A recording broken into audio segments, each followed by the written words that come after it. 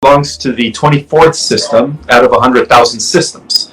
So the 24th system is also known as the Pleiadians, with Alcyone, the central sun, in the Seven Sisters. So our solar system is known as the 8th missing sister in that cluster of stars. So we're part of the 24th system.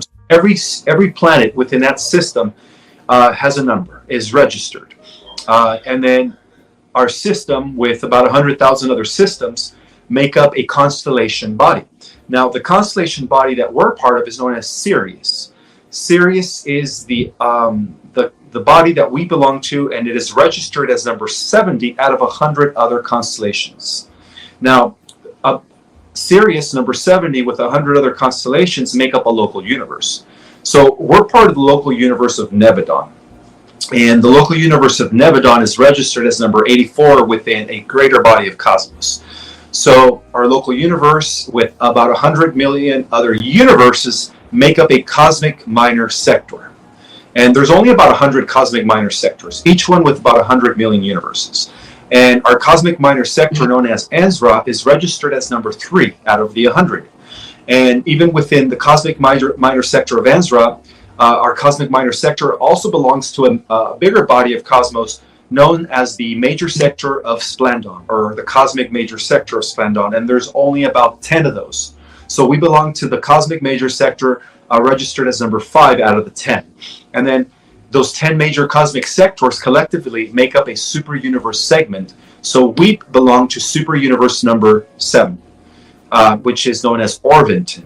And Orvonton is 1/7 of the entire grand central creation, or the grand creation of the Motherverse. Now, from the top down, we could say that we are part of the 7th super universe, 5th cosmic major sector, 3rd minor cosmic major sector, 84th local universe, 70th constellation, in the system of the 24th system. And then within that system, we register as planetary number 606, with Venus being planetary 607 and Mars being planetary 605. And that's how everything's registered.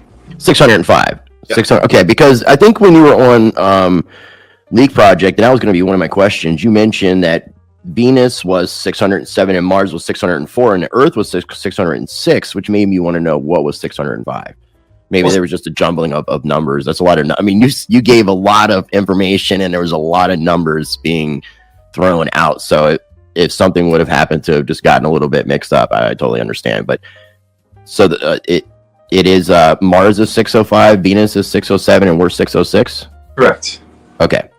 And like, where do you because this is where the open-minded skeptic in me, where do you obtain information like this, and where do you where do you obtain this kind of information to be able to put forth in your book, Our Cosmic Origin? Well, first, they came through many series of downloads. I've been getting transmissions from the Galactics for many, many years. And also, the second aspect of this is me doing the research to investigate, to see if there's any solid scientific confirmation. And it is. But the scientific confirmation that I received came from the highly classified organization known as the ACIO, which is an ultra-secret group that is associated with the breakaway groups commonly known as the secret space programs. So the ACIO, the Advanced Contact of Intelligent Organization, has already validated that our Stargate number is 753 8470 24 and 606. Interesting. That is Earth's individual Stargate number per your research, or is that like our galaxies? Both, yes. Okay. Yeah, and when these intelligences from the level of the super universes, which occupy dimensions beyond the 12, all the way up to the 24th, when they want to access any planet, any sphere, any level of reality, all they do is they plug in the Stargates. That's it, and they're there within seconds. I'm sorry. They open up the portal, and they could transmit themselves or teleport to any part of the Motherverse or the multiverse in just 1 second by plugging in the Stargates. That's fascinating. And also I heard you mention that, obviously we're part of this bigger cosmos. There's an organized multiverse. And when you mentioned the prime creator and the universal architect, you also said that math and gematria is a universal language throughout the multiverses.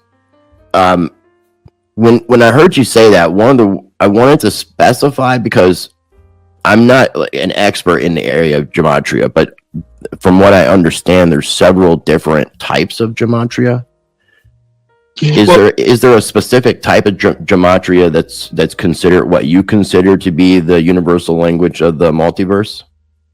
Yes, the initial, or what I call the original authentic gematria, has to do with the fact that everything's a simulation, everything's pixelated at the quantum level, at the smallest scale of reality. And it is through these geometric symbols or geometries that the sound frequency vibrations that precipitate matter into solidity exist. So everything comes from geometry. Some equate the sixth dimension with the realm of geometry, precipitating matter into existence.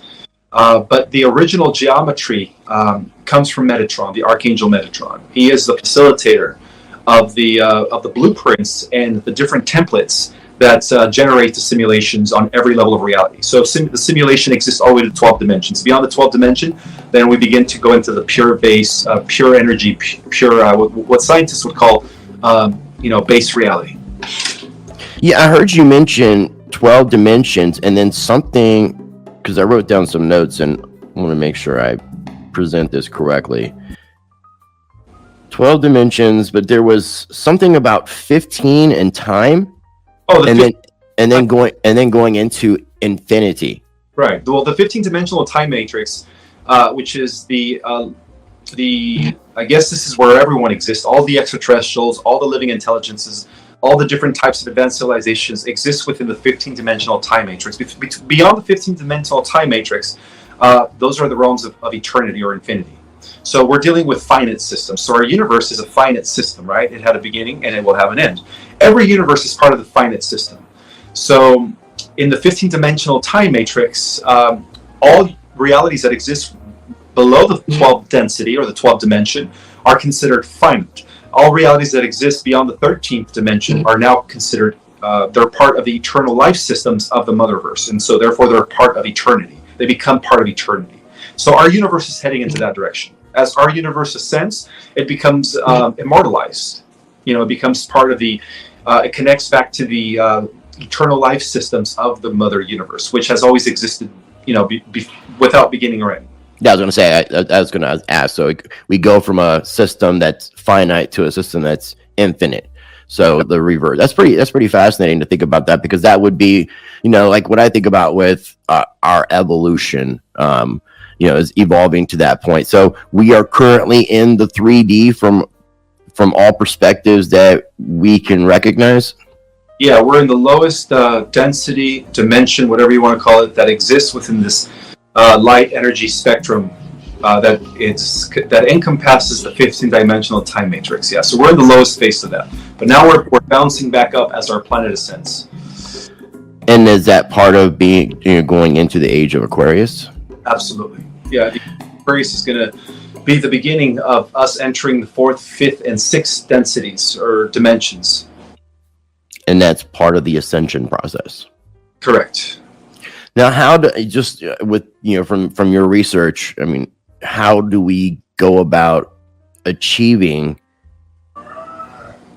what you just stated? And will everyone be elevated to that status per se, or to that state, or will there be some that may be left behind? Because I've heard ideas that when we ascend, that there'll be people that get kind of stuck on this 3D Earth or this 3D matrix, and there will be others that are more in tune with the things that you mentioned and moving forward and ascending and going into a different aspect of life as we know it.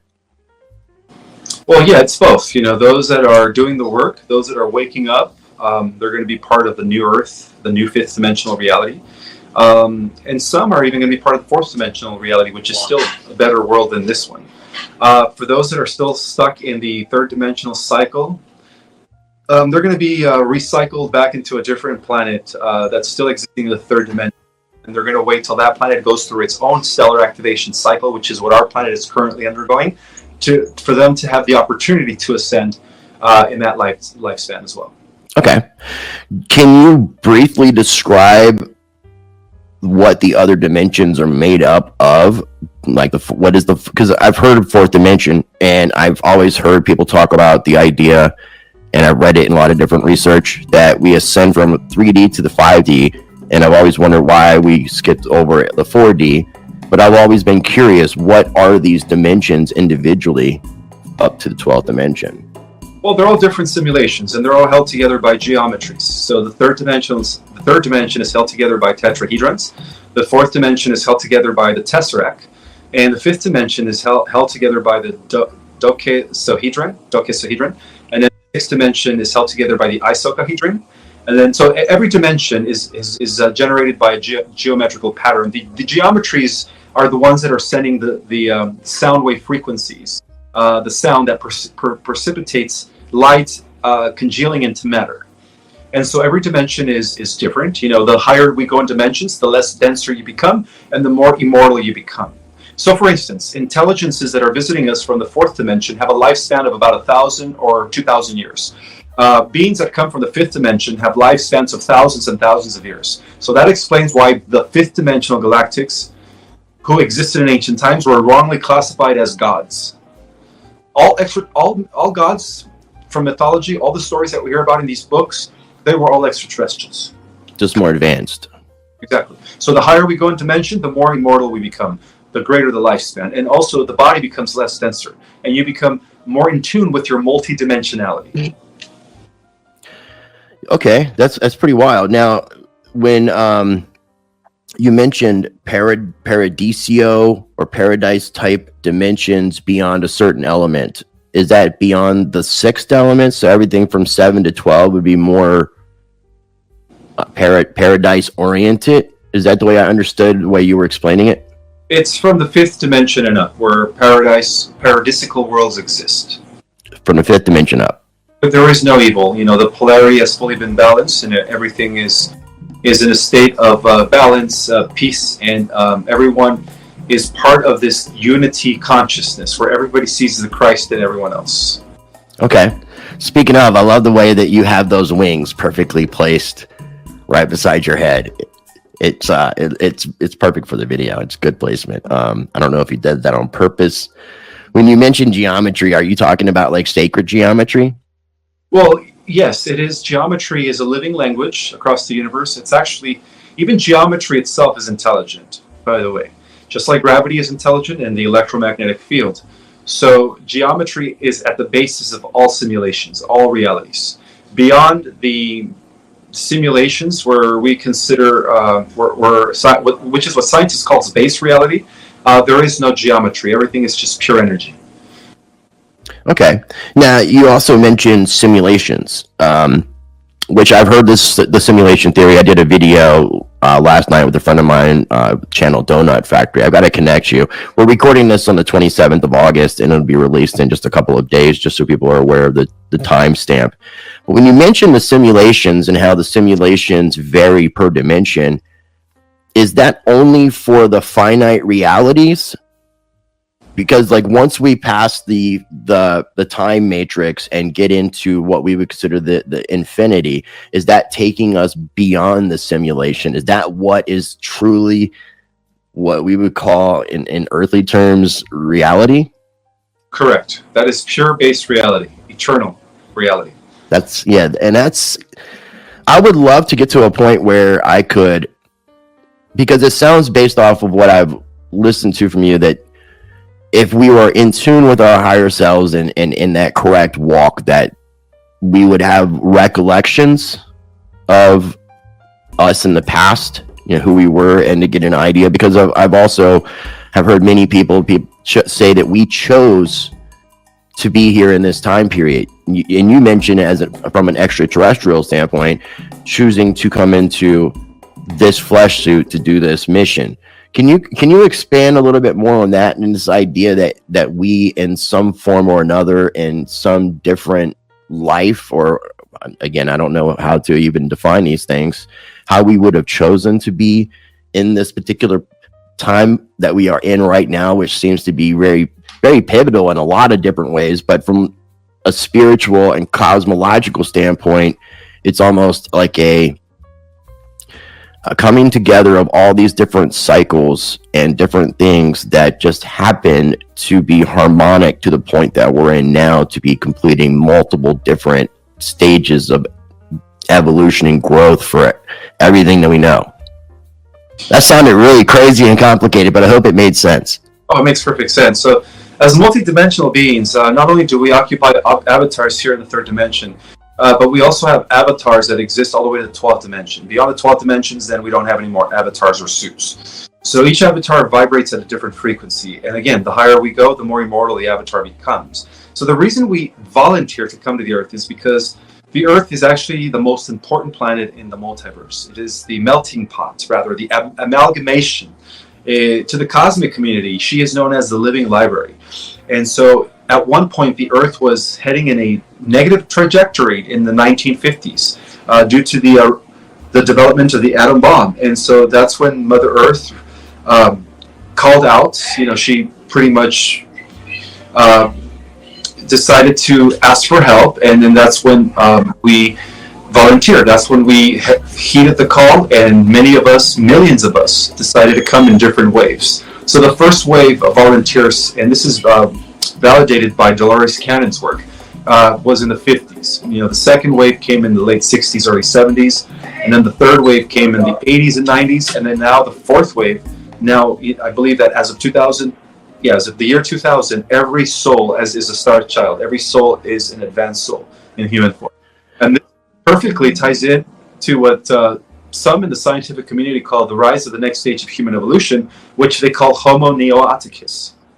Homo neoticus? Neo as in Neoticus. Neoticus, yeah. Okay. It's an interesting word, and it kind of has that Roman Greek type vibe that seems to resonate throughout science, which is pretty fascinating. So when you think of, because I'm trying to put this question together the right way, when you talk about prime creator and universal architect from an earthly standpoint, and I'm not a big fan of religion at all. I call myself spiritual. I was raised from a traditional Christian standpoint. I don't identify in that aspect, but I do identify with following the examples that Christ left, following the way, which kind of resonates with a lot of different teachings throughout history here on our planet. What is, from your research, what or who is Christ in connection with prime creator? Would it be prime creator source in the flesh, or is this something different than from what the Bible? And I know there could be a lot of manipulation and misconstrued history in the Bible, so that's why I wanted to ask you from your perspective. Well, the term Christ means the anointed. You know, it means a being that is already completed. And from my understanding, he came from the future. You know, he's also known as the overseer and creator God of our local universe. And every universe has a Christ. Every universe has an omnipotent king and an omnipotent queen that oversees different realms within their respective universe. And so the Christ is actually the Logos. It's the universal mind of our universe becoming flesh. So one of the things that I teach is that we live in a living conscious universe, that everything is alive. And this ties into the Greek philosophy of animism that states that animals have souls, plants have souls, rocks, everything in existence is alive and conscious. So universes are also living entities at a macro scale of reality. Galaxies are living entities, solar system stars, they're all part of the body of the cosmos. And so Christ was the embodiment, was the Logos that decided to incarnate in order to complete his final bestowal so that he could become absolute sovereign son of his local creation. You know, and so every creator God undergoes 7 bestowals or seven levels of initiation. Okay. Absolute master son of their own creation. And so he, by him coming 2,000 years ago, he actually completed his 7th bestowal. You know, he knew that he was going to be persecuted. He knew that he was going to be, you know, put to death on the cross. But again, you know, even death is an illusion.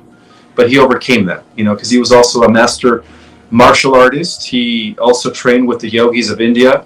He also trained with the Tibetans. And he traveled to Egypt and he learned from all the different spiritual masters. And so he brought those teachings to Jerusalem because they knew that he was the Logos. So they just kind of needed to remind him of his mission.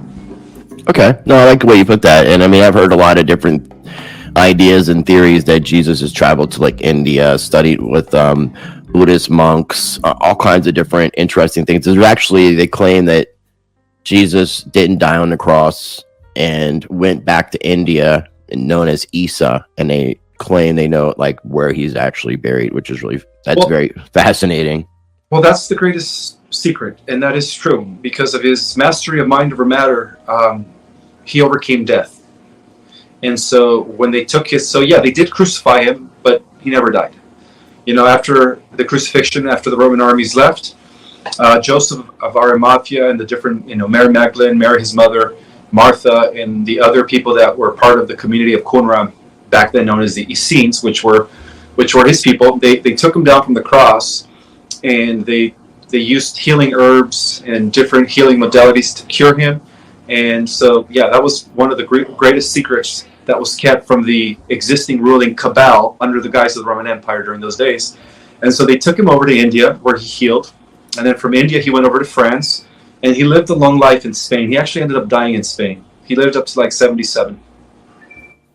Okay. And he was Isa Emmanuel. That was his. Can you repeat that last part? Isa Emmanuel. Isa code. It has to do with a promise that was made, a established covenant that was made with Abraham and Archangel Melchizedek over 4,000 years ago. And it has to do with the establishment of the Commonwealth, which is what we call the Republic. However, the dark forces, the cabal, always invert good things. They obviously infiltrated the Masonic lodges in 1776 through Adam Weishaupt, and they always invert these terminologies. And so, Zion, to me, is the restoration. It is the promise that was left with Abraham by Melchizedek, and that is also the promise that the Knights of the Temple, or the Knights Templars, were the good guys during the Dark Middle Ages, resurrected as the millennial project. And they did. The founding fathers were part of that millennial project to establish the Republic. The original Masons, before they were corrupted and infiltrated by the Bavarians and the Jesuit priests. And so to me, Zion means the restoration of heaven on earth. It is a covenant that was left with Abraham long ago by Archangel Melchizedek. And it has nothing to do with the Khazarian Bolshevik Zionists of the Rothschilds. It has nothing to do with those elite families. In fact, they inverted these words. That's what happens. Yeah. Everything gets inverted. I actually had just heard about I think it was somewhere in the United States, there's a Buddhist monastery or some sort of Buddhist building, maybe not a monastery or a temple, but it had a swastika, which is very much associated with Buddhism. But that symbol got bastardized in Germany, obviously, and now everybody associates it with that. And they were actually talking about closing up this. They're actually closing up this facility. The people who owned it were to avoid that. We're going to have them excavate and remove that stone that had that carving in it. But it's crazy how that hijacking took place. And it's also interesting that you mentioned Melchizedek, because from a biblical standpoint, he's kind of like this OG who just steps in and steps out and just gets mentioned every once in a while. And you're like, who is this guy? Because for Abraham to have given him, I think he tithed to Melchizedek, and they akin Melchizedek to the Prince of Peace, the Prince of Salem, and almost like a precursor to what we know as Jesus, Yeshua. Yeah. So were you raised Christian or Catholic by any means? I was. Okay, you're Hispanic, right? Yes. So I was assuming most Hispanics are raised Catholic. Were you raised Catholic or was it Christian? Catholic. Okay. I don't know if anybody ever asked you, but I was just curious about that because a lot of times, obviously we got to undo a lot of that conditioning to move forward to the frame of thinking of the stuff that you've been talking about. Now, but we also see Zion in the Matrix, right? The free world, where the humans free themselves from the machine world, or they call themselves Zion, which is a place of refuge where freedom exists. So that's what Zion means to me. It's Project Restoration's Zion, to restore freedom back to the earth. I like that. I like that because I'm definitely a big proponent of freedom and sovereignty. So I love that. Now, okay, so we talked about the prime creator, the universal architect, and everything that we're dealing with. Now, obviously, there seems to be kind of what I've started to notice, Ismael, and this is you start to go down rabbit holes. You start doing your research. At some point, you start finding all these connections in the rabbit holes. Then you start realizing they're all just one big rabbit hole. And at the root of everything, it seems like the what this is all about is spiritual warfare. So a battle of yin and yang, just opposites. Whether it's good, evil, light, darkness, however you want to perceive that. What is that opposition that we are facing that would be the opposite of prime creator? I've heard you mention this, and it was also in the title of the Leak project video, but Phantom AI, ancient Phantom AI. Yeah, the entire living or organic multiverse, cosmos, in which we're a part of, that was an extension of prime creator source, has been at war with artificial intelligence for billions of years. So the ultimate evil is not the Cabal. It's not the wizards and sorcerers on top of the Cabal, and it's not even the Alpha Draconis, regressive Orion groups that are above the Cabal. But even above them, we're dealing with an AI. We're dealing with cybernetic artificial intelligences. They are the reason why many, many universes have been afflicted and oppressed, why many hundreds of thousands of galaxies have been destroyed. And so that's what we're ultimately fighting. And we're starting to see this battle surfacing here in our world through the rise of artificial intelligence and through the transhumanist agenda, which has to do with the ultimate evil that we're fighting. And how long is this AI God that you mentioned? And that's also kind of an interesting term, just AI God. What made you define this or call this entity a god more than just advanced or supreme AI? Well, that's what we call it in the community of light. But to the regressives, to the Dracos, to the Zetas, to the Nabu, the Zeta Reticulas, the Montes, and all those regressives that have been afflicting our galaxy beyond the Cabal, they call it the AI God. They answer to it as their Lord, as their God. But I agree with you. To me, it's not a God, but it is a powerful artificial force that is actually trying to compete with Prime Creator Source. It's trying to destroy all of the 15-dimensional time matrix, while at the same time is siphoning off the energy of the 15-dimensional time matrix in order to power up its own phantom matrix cybernetic multiverse that is developed. So in a way, it's like the ultimate cosmic vampire. It feeds off of living systems, but at the same time, it wants to access the realms of eternity, which is where Prime Creator Source exists, in order to destroy, Prime Creator Source and be the ultimate creator of all that is. So it's competing with Prime Creator Source. That's why they call it the AI God. But yeah, I don't even think it's a god. I think it's honestly it's just a very advanced super machine with no soul that just went rogue. Well, would it be like the god of the simulation of the finite realities? No. The finite realities that we exist in or that we are experiencing are actually living simulations. In other words, we live in a conscious universe, we live in a conscious world, the planet is an entity, everything is alive and aware, rocks are all living entities, even though they're all part of the simulation. The difference between a living simulation and an artificial cybernetic simulation is that the artificial cybernetic simulation is not connected to spirit or source. We are.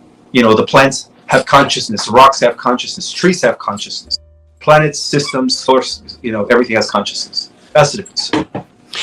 And that's really interesting to think about this, like everything. Because I could totally get that animals, plants, things that you think are alive, but rocks and gravity, I wouldn't associate intelligence or consciousness with. No, it is. Everything's conscious. Particles are conscious. The electromagnetic field of the planet is conscious. if we could, that's the reason we don't see things as conscious, is because we were programmed. We were programmed to think that everything that is inanimate is dead matter. But in essence, we're living in an ocean of pure consciousness where everything is alive. In fact, Dr. Greg Braden, marvelous scientist, talks about this living matrix. He calls it the divine matrix, which is a field of intelligence which exists all around us. And it is when we tap into that field that we are able to access supernatural abilities, because it's all around us. Okay. Now, something else that I found very fascinating, because I have again, I love looking into alternative history, hidden history, and it seems like from the most that we know from the earliest civilization would come from your Sumerian, Babylonian time period. And there's a lot of mention of, from the Bible, the fallen ones, the Nephilim, which could be one and the same with the Anunnaki. The Anunnaki, there was, from what I know from lore, Anu was the father of the Anunnaki, and I could have this wrong based off, but I would love for you to correct me and kind of give me a better insight with this. But you have Anu, who's the father, grandfather, and his sons were Enki and Enlil. And then there was Marduk, who is the son of Enki. And then I got some interesting questions about Marduk too. But can you explain Anu, Enki, and Enlil from your perspective, and then Marduk as well, like what their roles have been in on our planet specifically? Sure. So the original Anunnaki comes from Sirius. It was an alliance that took place between the king of Lyra and the queen of Sirius B. They created a more powerful guardian lineage that was developed to protect and guard the entire Milky Way galaxy.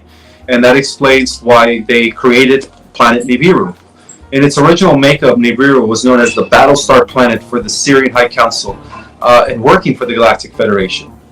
So what we see here is the original Anunnaki came from Sirius. They were very instrumental in their war against the Draco-Orion Empire. However, during the Earth's second grand seeding, there was an infiltration through Drahman, the Draco-Orion queen of Alpha Centauri. Of the Thuban system, of the Thuban star system. Okay. She got impregnated by Anu, and that's what Enki was born in. But she tricked him. She actually got him drunk, and she seduced him, and that's how Enki was born. That was part of the master plan by the Draco-Orion Empire to infiltrate the Battlestar planet Nibiru. So Enki was Enki the first? Yeah, he was the firstborn of Anu, but he wasn't here to the throne because Enki was part Draco. He was part Nibirian, Palladian, Lyrian, Syrian, which is what Anu is 100%. See, Anu carried a pure stock that you could trace all the way back to the king of Lyra, Amelius. Amelius was the first incarnated version of Christ Michael, the logos of the universe. And so, through the line of Lyra and Sirius, the original Anuhasi, as to why they get the word Anunnaki, it's the Anuhasi family. And the Anuhasi family is also very related to the family of Jesus and Mary Magdalene and King David, which was transferred over to our world through Enlil Zeus. So basically, Enki was born. He was part of the infiltration. And he was actually the reason why Atlantis fell. And through his son Marduk, who became known as the god of Babylon, Belial, Satan, were able to hijack the control of the earth from the Guardians, from the original Anunnaki Anuhasi lineage. And then that's why we've been experiencing this suffering for thousands of years. However, Enlil, Zeus, was the rightful heir to the throne, and to the Greeks he was known as Zeus. He was the chief guardian of the earth. But you have to understand, as chief guardian of the earth, and as the heir to the Nibirian council, he was also protecting over 200,000 other solar systems. And that explains why Nibiru came into an orbit and had an elliptical orbit of 3,600 years. Because when it wasn't functioning, when it wasn't here within our vicinity, it was out patrolling other solar systems pertaining to the galaxy, and those that were aligned with the Federation. So Enlil Zeus was actually the heir to the throne, and through his lineage, he was able to deposit a pure line that could be traceable back to Anu, Amelius from Lyra, and then of course Michael the archangel. And through his lineage, we had King David, Solomon, and then of course the house of David that gave us Jesus and Mary Magdalene, and so on and so forth. When you mentioned too, like the rightful heir to the father's, what the father was, what king, whatever the situation might be, that kind of reminded me of the story of Jacob and Esau as well, because it's very, very much parallels. Is there any actual parallelization? Is there any correlation into two? Yeah, Esau was had reptilian genetics in him. He comes from the line of Cain. Cain was the father of Cain was Enki. Abel was actually the father of Abel, or the first human was Adam. I'm sorry, Adam, not Abel. Adam, and then he gave birth to Cain, Abel, and Seth. Yeah, exactly. Well, Cain was actually the father of Cain was Enki. Enki represents the line of Lucifer Draco. Right, Enki would be so he represents Lucifer. You saying that's the serpent in the garden, the firstborn of Anu, and his son is Marduk, who's also known as Baal or Satan. Baal or Satan. Yeah. So you see a difference between Lucifer and Satan. Oh yeah. Satan. Okay. Or in other words, Marduk is the son of Enki. And Enki is the cosmic vampire. Absolutely, yes. Where Enlil is the one who breathed consciousness into us. Absolutely. From the story of Garden of Eden. Yeah, the original manuscript, reveal that, but they were tampered with by the priesthood of Baal, Belial Marduk, and then that's why when Zachariah Sitchin translated it, they flipped the whole story around. They made Enlil Zeus look like the bad guy, but read other accounts like the Greek version, he was Zeus. He was the chief guardian of the earth, head of the Olympian gods. Okay. So he hailed from Mount Olympus. He was known as the sky god. He was known as the god of the mountains. He was the one who parted the Red Sea for Moses. He was the one who gave Moses the 10 Commandments. And he was the one that was helping the Israelites get to the Promised Land. Okay. Now, these individuals, the Enki, the Enlil, and Marduk, did they live, or are they still alive? Did they live for long periods of time into our recent history? Well, through the lineage of Enlil, Zeus, he came back as Christ. Christ is another version of Enlil, because again, this lineage could be traceable back to the oversoul of our omnipotent king and overseer of our local universe, Christ Michael. So that's why some people say Christ and Michael are one and the same, because Archangel Michael. But as far as like the descendants of Marduk and Enki, they joined the AI, transhumanists. So yeah, Marduk has actually been eliminated. He's been killed. But Enki decided to become cybernetic. Enki has gone AI. While Enlil, Zeus, is now reincarnated as one of us. He's actually here in human form.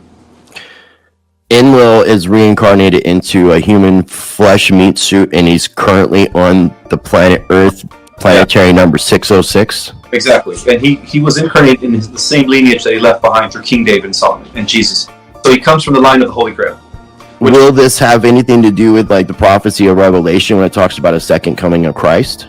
Oh yeah, because he's the one who's going to lead the war against the Antichrist, which is AI, which is Enki. Enki is AI. But it's taking the battle back to the brothers again in the end.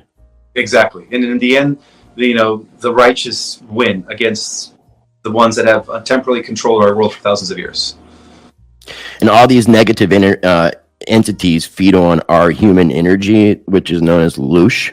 Absolutely, and Enki was a big part of that. Enki was the one who set up this Lush farm here on this planet by creating the black box in space, manipulating us through the moon and the rings of Saturn to keep us in this low vibration, to continue the suffering, so that his family, the Dracos, could feed off of us. That was all done by Enki. That's why, but he not just did that in our world. He did that across many different solar systems, and that's why he's known as the cosmic vampire, because he's been living off of our Lush, not only us, but over I think over thousands and thousands of systems were controlled by Enki, and they were all feeding him Lush to feed the. That's really bizarre. Now, also, you mentioned with Marduk that he was around, obviously, during the Mesopotamian, Sumerian time periods, and that he edited the Sumerian tablets in Babylon, which would be why that someone like Zachary Sitchin would have read or translated the tablets in the way that he did. You said also that he orchestrated basically since, I'm adding this in, since the death of Christ, which was the birth of the real, what we know of as the Roman Empire, which became the Holy Roman Empire. You said he's been controlling the Vatican and he was behind Constantine and all that. Can you elaborate briefly on that? Yes, so all roads lead to Rome. So basically, the Catholic Church is the reorganization of Babylon, the whore of the earth. You know, and at the head of Babylon, you had Marduk. And technically, Marduk has been at the head of the Cabal for thousands of years, until recently when he was dethroned from Nibiru. So Nibiru, luckily, has now been restored back to the Syrian High Council, as Enlil and the 144,000 and the Starseed nations begin to rise any day now. Now, you said Marduk is no longer with us? No, he's been disposed. From your understanding, who disposed of Marduk? Some of the super soldiers. Some of the super soldiers that were working for Radiant Guardians took him out. And I have to ask you a half-serious question. Mm-hmm. One of these individuals wouldn't be known by the name of Kim Gogan, would it? Are you familiar with Kim Gogan? I don't really know much about her. People have been asking me about her. Honestly, I don't know who she is. I don't really know who she is. I don't know the level. But I heard that she claims to have killed Marduk and that she's replacing him. I have no clue of that. But from what I understand, he was actually killed by a male, not a female. So I don't know if she's making that up. Or on this planet, did Marduk, was he assassinated, killed? Was it on Earth, or did it take place somewhere else in the cosmos? It took place on Nibiru. Yeah, he's okay. Nibiru, and he's been the force behind the Dark Fleet and the Interplanetary Corporate Conglomerate, which are the nefarious groups, breakaway groups of the secret space program. Okay, and I appreciate you. The Kim Gogan thing is, and maybe if you're interested, I can fill you in. She became a friend of mine. I had actually went to her home and visited her. As the open-minded skeptic, I was like, prove this stuff, please. It's you're making some very interesting claims. Which if this is reality, can you show me some information that backs this up? And just even when she did tell me that, and she's talked about it in many other videos, that she was the one that killed Marduk, that Marduk was in charge of the financial system and the families here on Earth. And it's really, really bizarre and interesting things, but I just never got any real substantial evidence or proof to really back any of this stuff up. She's really nice, but I don't think that what she claims as to who Marduk is, there's not a lot of parallel to what you're kind of mentioning, as except for the fact that he would just be considered a bad guy and a negative entity in that aspect. Well, she is right. He's been in control of the shadow government of the Cabal families for millenniums, including the dark, nefarious programs of these breakaway groups. So she's right in that regard. But as far as her killing him, no, it was one of the super soldiers, an Alpha soldier that was working with Radiant Guardians.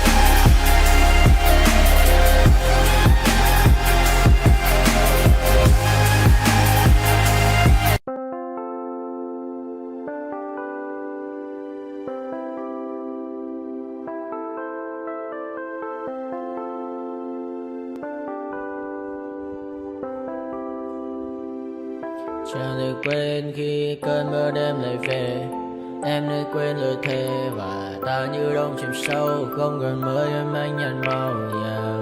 Em chỉ cần mơ đâu em bay, chỉ còn là những cơn mưa vô giá cho bên mơ em không mơ anh. Anh một đêm mơ chỉ cần bên em không được cần nhớ và chỉ có em không muốn nhớ và người ta bên nhau như ngã tớ.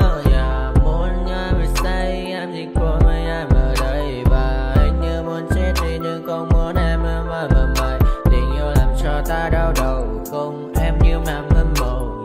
Anh như nơi mong cầu và mưa bên em u sầu. Chào các bạn ba để mà mơ chỉ có bên em nhưng đừng có mơ. Mà đang dài em một bên ai anh không mong gì hơn, chỉ mong em sẽ ở đây ôm anh thật gần. Anh chỉ mong đôi ta được có nhau mà đừng em đâu anh bỏ em. Một đêm bên nào đừng có em, ta sẽ trao nhau môi hôn thật sâu ôm anh.